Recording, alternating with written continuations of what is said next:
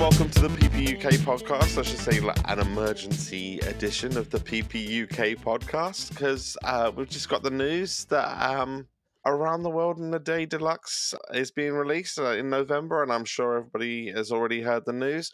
With me to discuss it tonight is Paddy. Hello there. And Andy. Hold your text, Deacon. And yeah, first of all, we've already got, for the 4th of July, we had the remastered 20-minute version of America. And now we've had the Paisley Park remix that's up on streaming as well. Guys, have you heard them yet? Yes, I particularly like the sound of the Paisley Park remix, which has made me very excited about the aspects of the release that we are getting. I'm with Paddy. I thought the Paisley Park remix remaster sounded and sounds terrific with just lovely, lovely separation on all of those weird sound effects and vocal ticks and laughs and stuff that come in and out of the track at the start and the end. It's lovely. Am I the only one hearing details I haven't heard before? You are not, sir. Yeah. Like the America 21-minute version, I don't know, some people might find it too long. For me, I absolutely love it. And I've been listening to it quite a bit anyway, and I was already really happy with how it was sounding. But now I've heard this Paisley Park remix. I think it's funny. I think Paisley Park is one of those songs that it's a beautiful song. It's, I mean, it always was, but it's one of the songs that's been elevated since Prince's passing because it stands for so much philosophically for him, and obviously it was, it wasn't just a song. It became a kind of way of life, and it became Paisley Park, as in his studio, stroke playground, stroke residence, stroke life. Yeah. I think the remix, I always liked it, but it was always like, it never sounded as 3D and full and shining as it does now. And now I love it. I think it really, really just sounds so fresh in 2025. And it's kind of like a real needed breath of fresh air at the moment, for me at least. It's as if it's just jumped off the page in a way. It really does sound, I know what you mean. It's delicious, right? It's a freshly made sandwich all over again. Yeah, I just don't remember the guitars being that aggressive wow, and growling. Yeah, exactly. Yeah. I don't remember the guitar. I remember the guitars being there, and I'm not sure it's one of the remixes that I paid the most attention to, if I'm honest. I think so. I mean, me neither. That's what I'm saying. And it just sounds like a real sphere of goodness now. It sounds like a whole world, right? Yeah. And I just think the whole album falls in a period. I mean, it obviously gets its love by fans over the years, but I just think the whole project falls in a kind of in between, like 1 year away from Purple Rain and 1 year away from Parade. It falls in a very specific gap of just like couldn't be forgotten as a career piece because it's between two behemoths, but of Van Love. Yeah, but also in a career marked by audacious moves, right? Yeah. Oh, it was the biggest. It was the biggest. It was the biggest. Well, actually, the second biggest. What was the first biggest? First biggest is Dirty Mind for me. I was going to say the Black Album, or then I was going to say Slave, or then I was going to say this. Or it's up there, isn't it? It's up there. I'm assuming then what you mean by that is the same as what I'm thinking, which is the fact that once you've basically sort of owned the zeitgeist by making something that all the hardcore and everybody else wants to listen to, you then completely subvert the expectation of what comes next by doing something light and fluffy with no guitars, not much drum machine, and so on and so forth. 100%. And then, I remember there's a quote somewhere from the time where Prince says, do you know how easy it would have been to just put the guitar solo of Let's Go Crazy in a different key and do it all over again? And like the man did not do that. He did something extraordinarily different. And so whatever you think of Around the World in a Day, right, after all this time, it still holds its like psychedelic two fingers up. Yeah, absolutely. Whatever people think about Prince, when I argue with them about Prince, it's like he was an artist first and foremost, and that proves it. He did what he felt he needed to do. He wasn't looking to expand the dollar. Right, even to the point where he didn't want... he wanted the album to stand alone and have no singles like Sgt. Pepper, right? So, okay, Warner Brothers fought him and beat him on that one. As we know, they didn't fight him and beat him every time in his career. They beat him that time, but I mean, we should be grateful to Warner Brothers for that win, because that gave us so many great B-sides and so many extended versions, and that is what we're going to talk about today as well. So that was a lucky segue, wasn't it? Absolutely. And also, what we're getting versus what we're not getting is very important when we're talking about this particular package as well. So, what we are getting, as most of you already know, is the album itself remastered.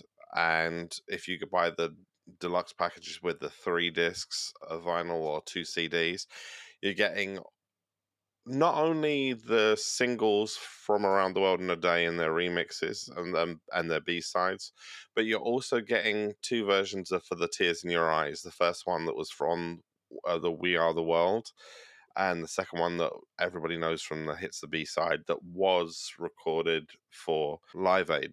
That was a video. Which, by the way, I love. For the Tears in Your Eyes, both versions, I just think such an unusual chord progression, such an unusual melody, and quite unlike anything else he ever did. I think, like, really one of his smallest, most humble songs. And it's nice because it's overtly 12-string guitar as well, which is fairly rare in his releases. So we get the original album remastered, we get the 12s remastered, and we get 2 lots of For the Tears in Your Eyes. So that makes 8 The Tears in Your Eyes. Sorry, terrible. Kill me now. So what we don't get, as we all know, and there's been lots about this online, and lots of people, storming to their keyboards to complain, is like, where's the extra stuff? Where's the outtakes? Where's the live stuff? Where's the extra? Where's the gravy? Where's the gravy? Where's the gravy? So that's what we need to address first, maybe. Okay, let's address that first. I mean, I think I can speak for all 3 of us. No matter how much we're looking forward to what we are getting, I think all 3 of us are a little disappointed that there's no extras. This is Prince. Even when he wasn't making music, he was making music. Why isn't there extra music?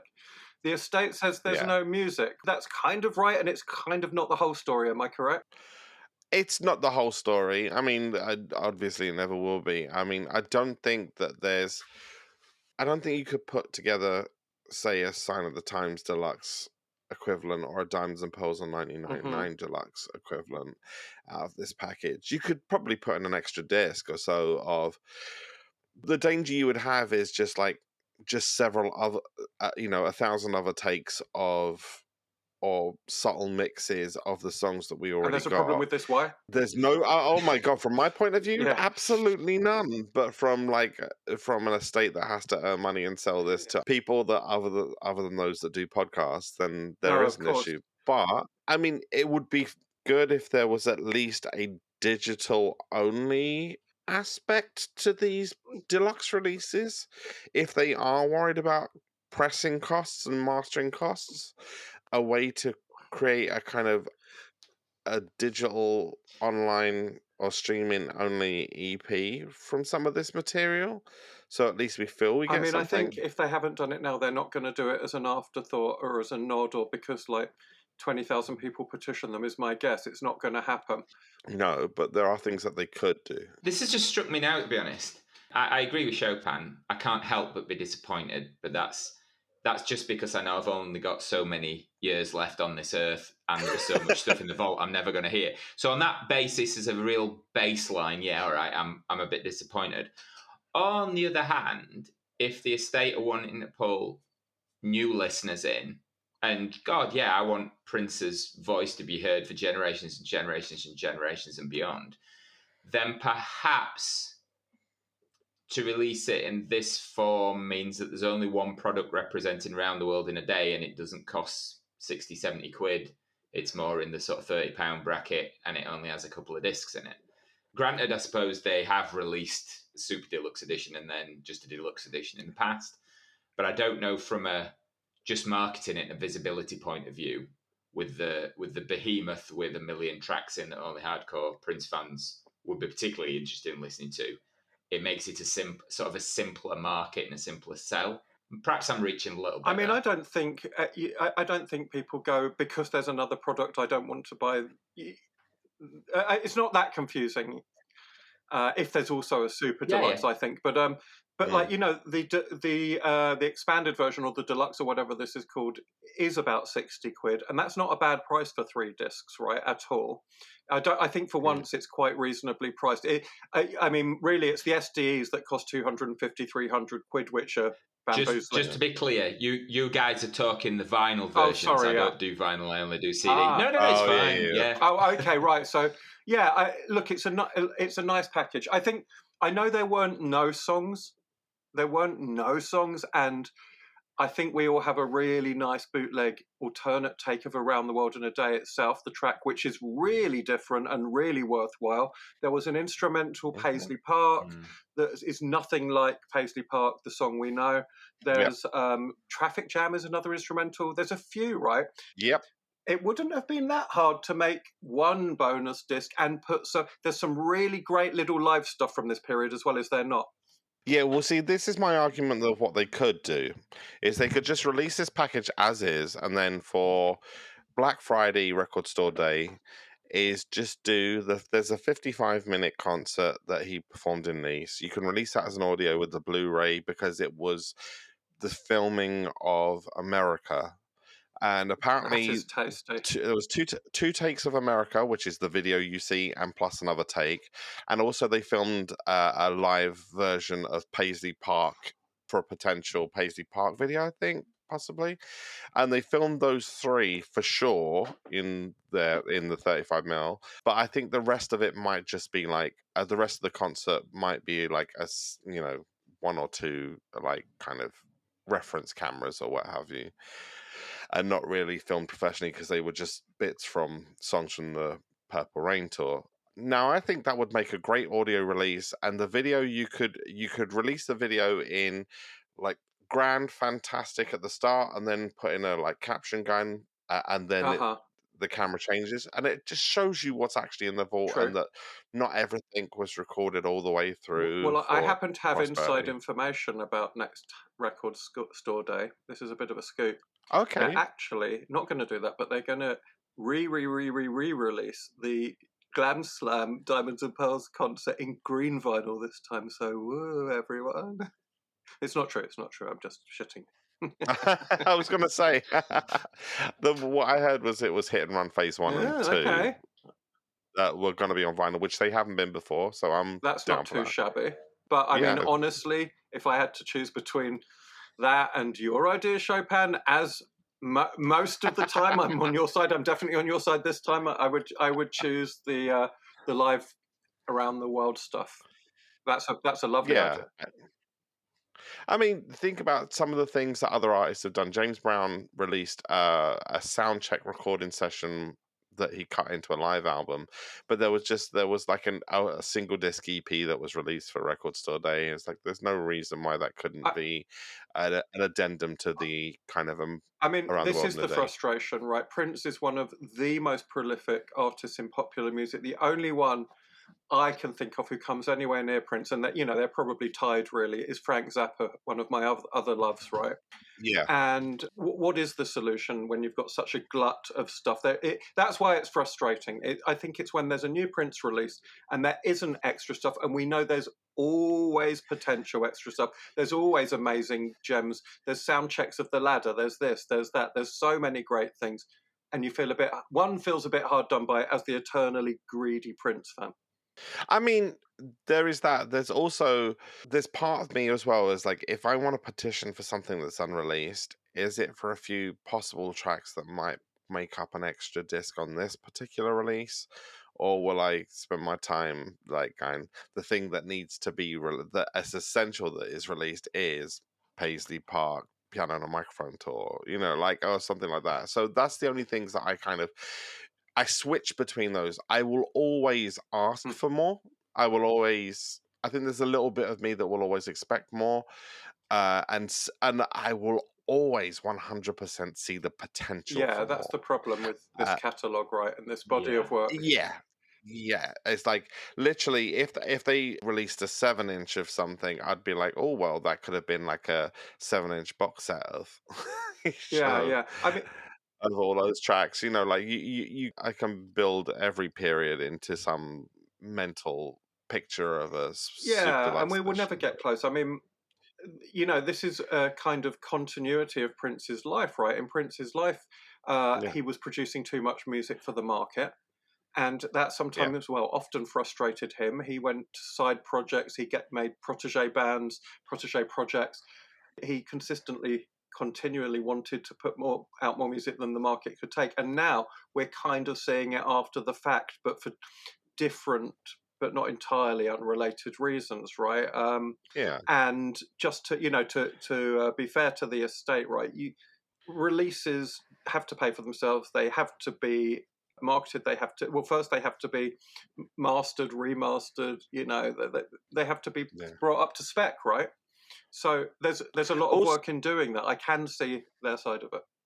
yeah, and there people seem to think that just because the stuff was recorded, there are no overheads, and that's simply not true.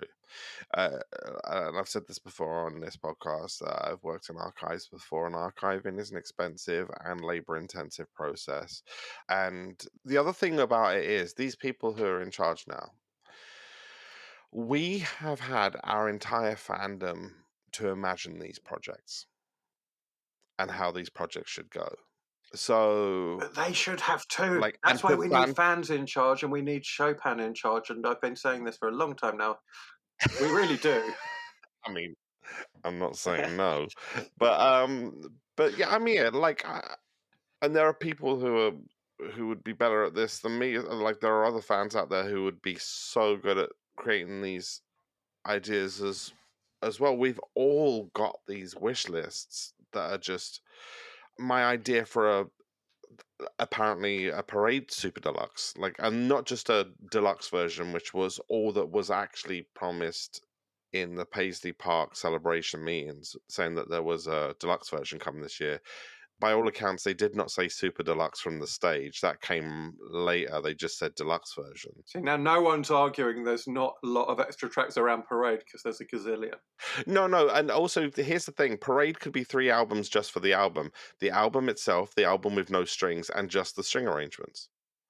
Like, I would buy those 3 records right now. You can't see this, folks, but Chopin's eyes have just literally, they've got a demonic sparkle now. Are you telling me that you wouldn't listen to the entirety of Parade with all of the orchestration that Claire No, I'm Fisher not telling you that recorded for a moment. included? I just like seeing you go into sort of supervillain mode.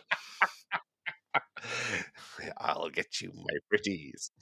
But I'd probably rather have a remastered and clean version of Others Here With Us or something like that. And I wouldn't mind like a lot of the outtakes that we've heard from that album. Yeah. There's so much. Yeah, that one has to be an SDE or an SSSSSSSSSD. Yeah. So Yeah. okay, let me say that I've been playing devil's advocate a little bit here because, funnily enough, I'm actually really quite excited about this set that we're here to talk about tonight as it is, right? I'm not actually too upset. I think there's something about the artwork, which is, the artwork we all know. Go on, Paddy. I was going to mention that it has a parity with the sound. There's a vibrance to it. What they've done with the blues. I know this is really simple stuff and it's marketing, but if that's what you're getting at, couldn't agree more, Andy. Yeah. Everything looks to have been lifted, and I do agree. Even though I'd like a bit more, I am very, very much looking forward to the release. But I think also, right, weirdly, and sort of touched on this a moment ago when I said a Paisley Park remix just sounds kind of like really vital at the moment. And like I've just got this nice feeling that Around the World in a Day is going to find its time again this year, right? Because it feels like the breath of fresh air, listening folks need right now. The thinking listener requires, right? And the graphics, the outlook, and the vibe of this album just seem weirdly timely. I'm not saying they're going to save the world, but maybe just a little bit. Yeah. Interesting juxtaposition with America as a song. Very much so, yeah. I mean, yeah, if you can't make a link between that and what's going on right now, right then, and then say why Prince is still relevant, then I love to listen to that. That makes me think of when I listen to America. It's a funny one to play in the band because you don't know what a reaction's going to be. Well, no, the reaction's always going to be positive. There's something about it because it's about somebody's idea and love for their country and that kind of vibe. But for me, if I listen to it, I genuinely get a little bit of hope out of it. It just, it doesn't feel Yeah. like, oh yeah, right, that's what you think. It's just That's like, nah, that this was written at a time where there was a bit more hope kicking around, and that's so on the and so forth. funky America we all want again, right? And Yeah, and Absolutely. like I love Janelle Monáe. I know you're a big Chanel fan, Chopin, but her Yep. song a couple of years ago, "Tables Turn," just feels like a continuation of the baton that Prince sort of Yeah. passed on in just making like taking that funky stance against for all that's right. And America has its own self-aware, side, tongue-in-cheek about itself as well. Yeah. It's not like an unaware of the It's sort of issues straightforwardly song. patriotic, but not necessarily so, Yeah, I think there's a because it's little. like militant, but militant for the good funky It's guys. it's not like overtly born in the USA style of song. It's Yeah, no, it's it darker. It's straddles along definitely the edges. darker than that. Now Jimmy lives on a mushroom cloud. That's not 100% positivity, is it? I Yeah, mean, But and I'm looking forward to hearing the remix of "She's Always in My Hair," extended out in this remaster quality as well. There's a couple of, and for the Tears in Your Eyes as well. I mean, if they all sound as good as the Paisley Park remix, I mean, yes, please. And the album itself, Yeah. I mean, we all know that Prince's 80s albums, we're not getting nothing here, folks. That's the point, right? We are getting a remastered Bernie Grunman version of Yeah. Around the World in a Day 2025 style, right? That's great. And that original CD was thin and it was quiet and Yeah. needs a little tender loving Yeah, care. I want to you hear know. tambourine with the bass popping and the cymbals crisping, and I want to hear new things again. I want to hear that temptation. That I can't wait to hear that bit as well. The subtleties and of the reverbs in that Are would they? be. I forget from the track list on the extras, right? Are they giving us both 12s of Pop Life? Yes. Yeah. Oh, good. I'm very glad to hear that. Now that would be have me marching if we weren't getting So both. there's the extended and the remix. The fresh yeah. pop. What's it called? The fresh dance mix. Fresh Yeah. dance mix. Yeah. So the ones that we're getting, let me get up the track Let's list. do it. Hey, I've already got it. You're all right. Oh, there you go. So Paddy can read that one out for us. Raspberry Beret new Yeah. mix, aka Yep. extended remix. She's Always in My Hair 7-inch version. That's the one. Yeah. She's Always in My Hair new mix. Paisley Park remix, which is the one that we've had. Pop Life Fresh Dance. Pop Life extended. Hello 7-inch version. Hello Fresh Dance mix. Girl 7-inch version. Girl 12-inch version. I'm moaning For the now. Tears in Your Eyes, We Are the World album version, and for the Tears in Your Eyes hits and B-sides version. This is why we should thank Warner Brothers, because we got all those B-sides at the time because they made Prince release singles and we got all those 12s. Just hearing those is enough to excite me about this project all over again. This was a great era for B's, was it not? Can't argue with that at all. There's some amazing stuff around this time. I mean, think about that. Just as an EP of songs, even if they weren't B-sides, if he released an EP of songs that was "She Was Always in My Hair," "Hello," "For the Tears in Your Eyes," "Girl." I mean, I think "Girl" and "Hello" are suddenly really exciting me. I want to hear the remastered versions of those very, very bloody much indeed. I think "Girl" is again one of his weirdest, strangest, and most uncannily delicious songs. It was one of those songs that just, like in the canon of Prince songs, never really hits. I'm looking forward to having a fresh ear on that one. It's just so off kilter. It just skips along like it's sort of on a tightrope of, it's about to fall into some sort of psychedelic sea. It's a very strange song. It's one of those songs where everything is so wrong it's right. I love that song. I remember "Hello" being one of those ones that I first heard it on the Hits the B-side, and I like on a cassette someone did for me of the Hits the B-sides, and I'd listened to a few albums, but I hadn't listened to all of the Prince albums. But at this point, I was still in my kind of journey, still finding my way, and I remember hearing that one and thinking that sounds like a parade track. Interesting. I'm just trying to run that through my To head. me, I mean, I think it's just so revolution heavy Hmm. that Yeah, I kind of find, not that they're inseparable, those two albums, but I hear you. It's like it's got like yeah, the sort of bigness or sort of just solidness of Love or Money or something to it. yeah. I think at this point I hadn't heard Around the World in a Day as well, so maybe that's kind of influenced. I remember I lived in New Zealand for a year, and many years ago, and there was this legendary story of there was a student radio station in Auckland called BFM, and there was one of the student DJs there. Right, this is years after Around the World in a Day itself, but he just fell in love with Hello and played it like for his entire show, like the 12-inch 33 times in a row or something. And like, who could blame that man? Everyone should play Hello 33 times in a row. It's such It's a good such a good song. song. I mean, like, I'm trying to think of what other things that would have gone on. Like, speaking of like material, I still kind of think about things that might have gone on there as well, because there I are. was trying to be positive, but yeah, let's get back to the griping. Yeah, I mean, because there was, and I'm not really griping to be quite honest, because I'm still not in that. This is not going to be the hill I'm going to die on in terms of demanding from the estate. But if Parade come out with just the album and just the single mixes, I might take some issues with that. Yeah, that won't be cool. Just the nature of Around the World in a Day anyway was just like it was a creative reset, statement piece rather than an era in the same way to me. Yeah, Yeah. And so there's some of the things that were there is the original like basic tracking of She's Always in My Hair. Apparently there was another version that was recorded that was ditched. For the Tears in Your Eyes, apparently there was another version that was recorded like the day oh, before. a third version. Yeah, there's a third version of For Tears Huh. in the there's most of the things that didn't make it are things that are like instrumentals, like a Lemon Cake to Bet.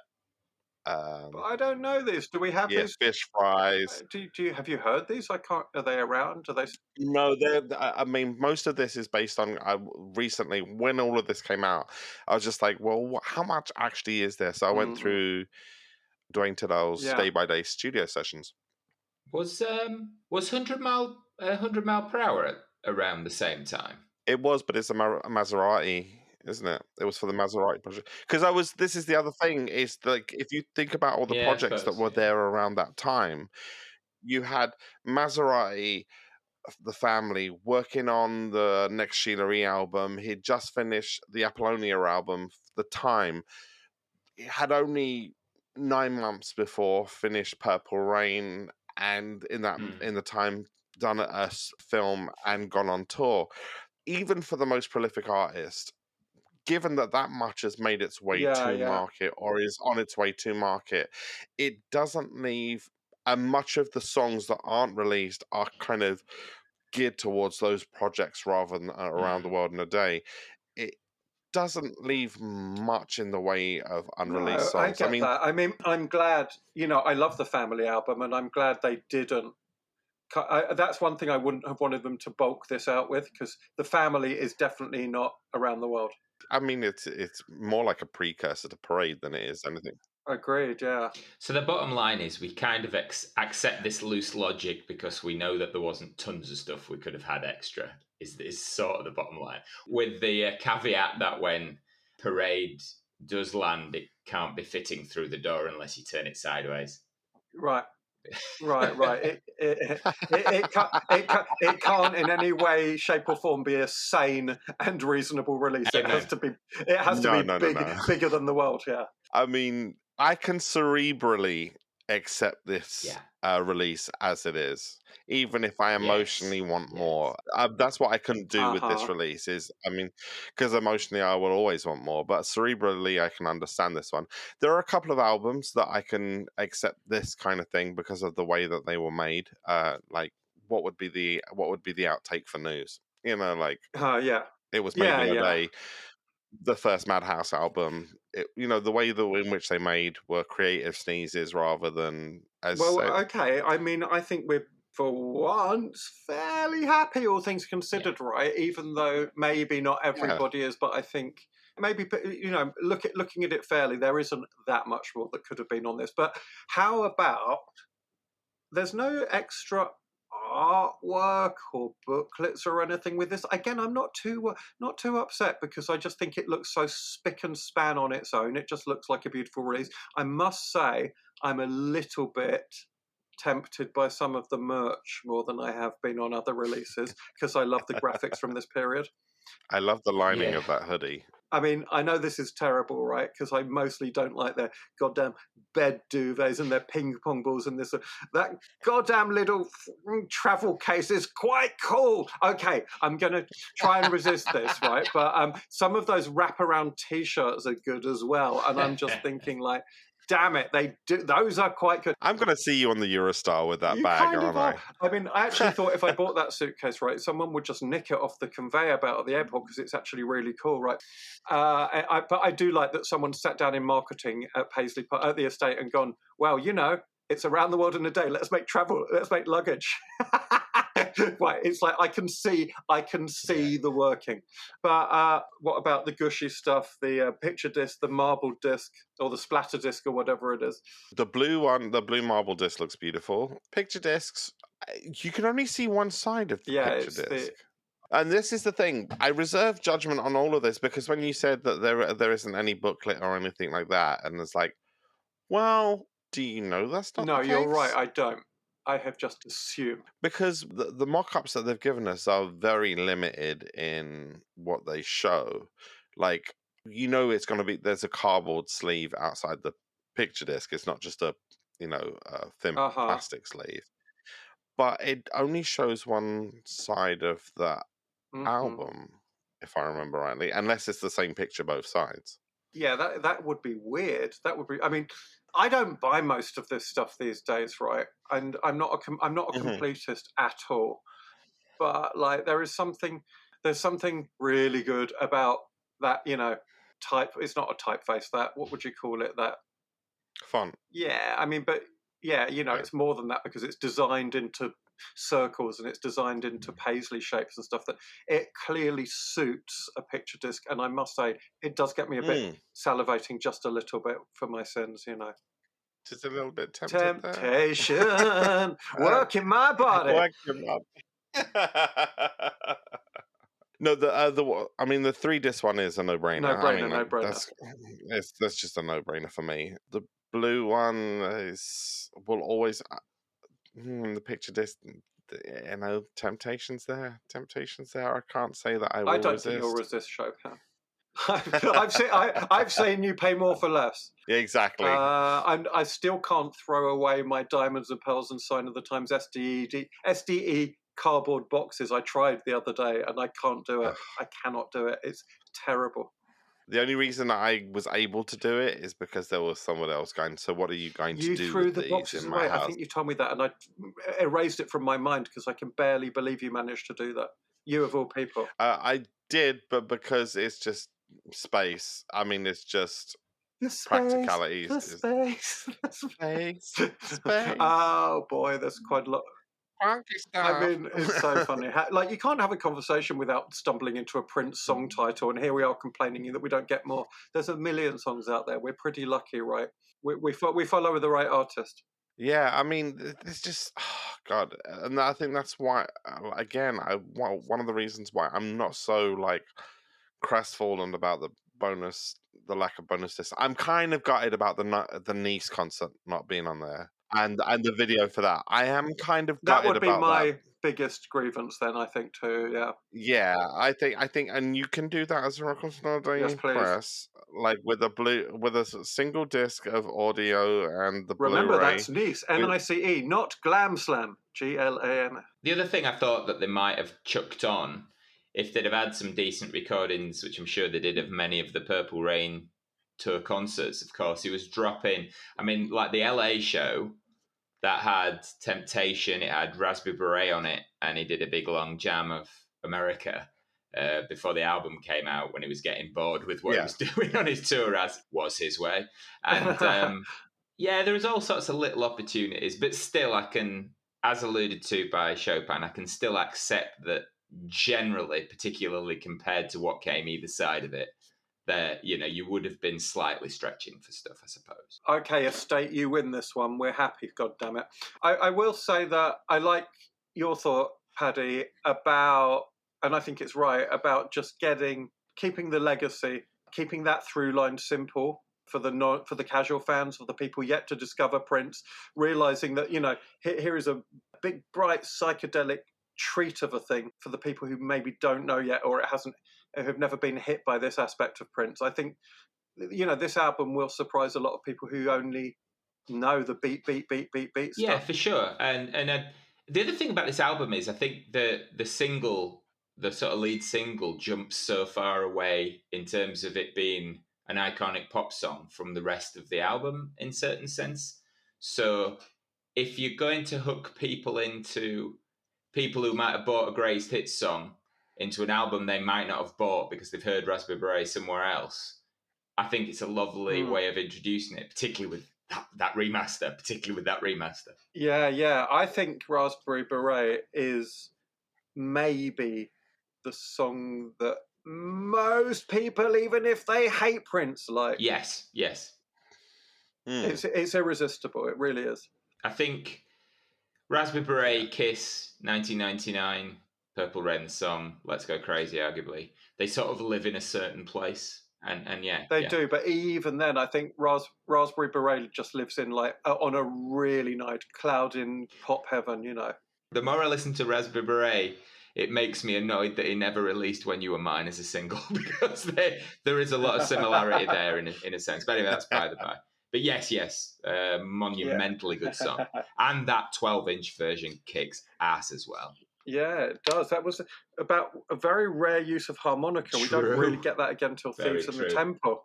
Like, just like Prince getting a weird bit of his Dylan on. So yeah, the headline is, we will accept this, and we are looking forward to a lush remaster a great deal. I think because we heard what it did for Sign of the Times, which was also a bit of a thin mix, as Chopin mentioned with the mid-80s albums. So, yeah, I've got that date in my calendar, and November can't come fast enough for me, to be honest, and I really do look forward to hearing it. Oh, God. I mean, it goes without question that I'm excited for it and that I really, really want to listen to it. And this is possibly not just one of the album that needed remastering the most. I think it was, especially compared to the original CD, it makes me wonder. A few years ago for Record Store Day, they did His Majesty's Pop Life, where many of these mixes are actually on there, and that was released on vinyl and CD, but it just wasn't streamed. And I wonder if these are the same. Were these mastered around the same time as that?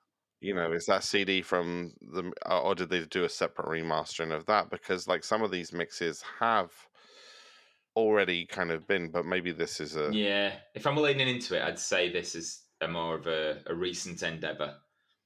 Because I had a quick listen in the background what you were saying about those Rhino releases, and to me they sound more like, just to my ear, I'm not the authority on this because my ears are knackered with years of fallback, but that none of that stuff sounds anywhere even in the same ballpark as that version of Paisley Park that dropped this week. Are you listening to the digital 45s or the digital 12 inches? Because the digital 12 inches from Rhinos are terrible, and they are basically recordings of a record. I can't hear any record stuff on it. It doesn't sound. It sounds clean.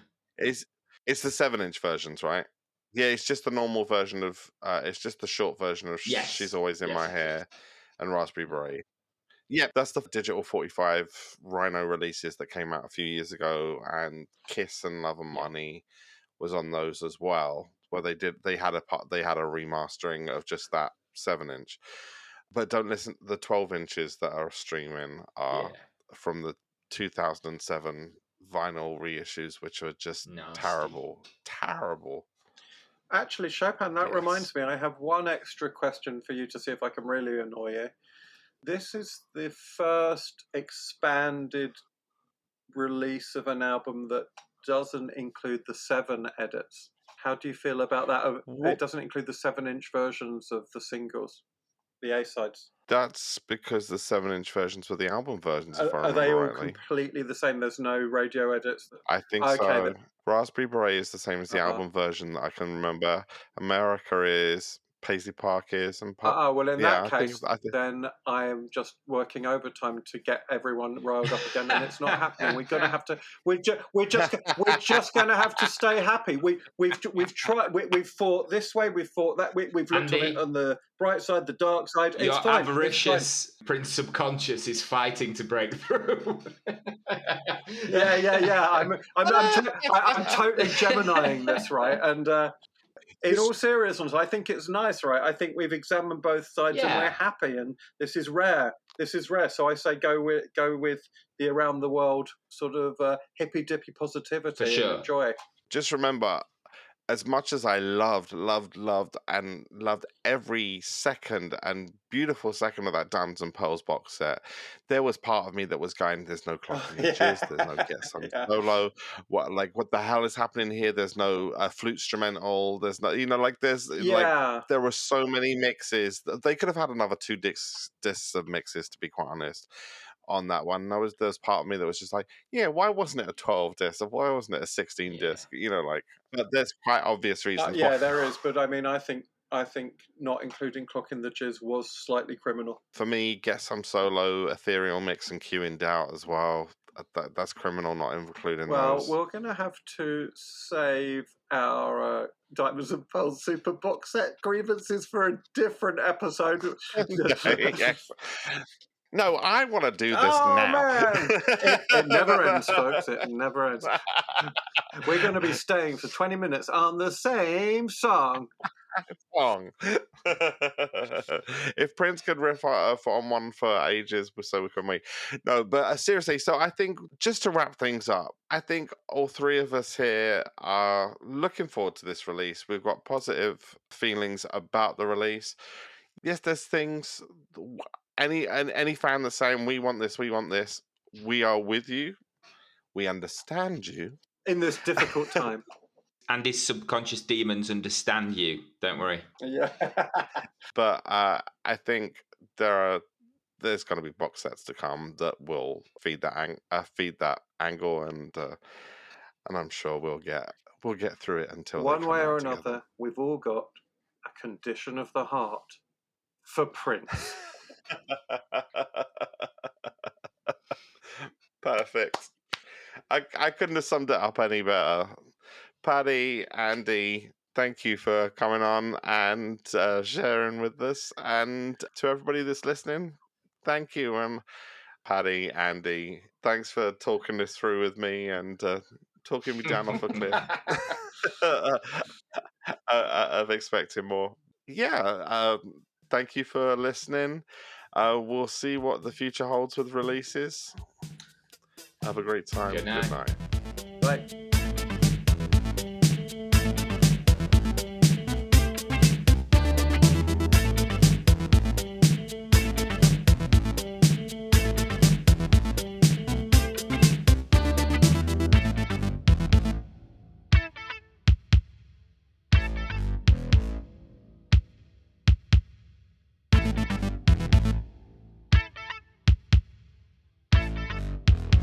Hi, welcome to the PPUK. Chopin, remastered by Bernie Grumman. Hi, and welcome to the... Oh, it's not happening now. We'll get this started. This is the outtakes I'm going to start putting on the end after the music's faded.